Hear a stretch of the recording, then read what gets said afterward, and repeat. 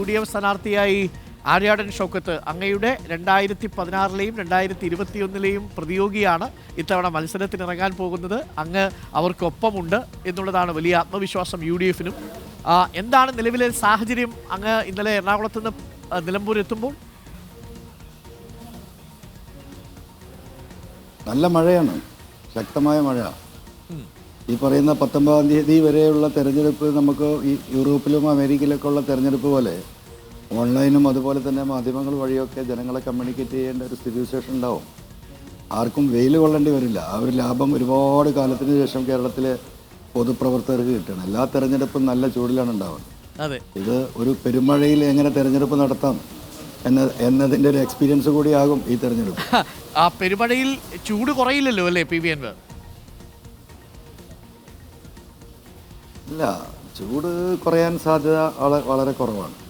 ചൂട് കൂടിക്കൊണ്ടിരിക്കുകയല്ലേ. BJP സ്ഥാനാർത്ഥി ഇല്ലല്ലോ. ഞാൻ 2 മാസം മുമ്പ് മലപ്പുറം പ്രസ് ക്ലബ്ബിൽ നടത്തിയ പ്രസ് മീറ്റിൽ ഞാൻ കൃത്യമായി അന്ന് പറഞ്ഞതാണ്. BJP CPM ധാരണയെക്കുറിച്ച് അനവധി തവണ പറഞ്ഞതാണ്.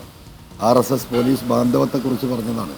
അത് പച്ചയായി RSSും BJPയുമായി കൈകോർക്കുന്ന കാഴ്ച കേരളത്തിലെ 3.5 കോടി ജനങ്ങൾ നിലമ്പൂരിൽ കാണാൻ പോവുകയല്ലേ.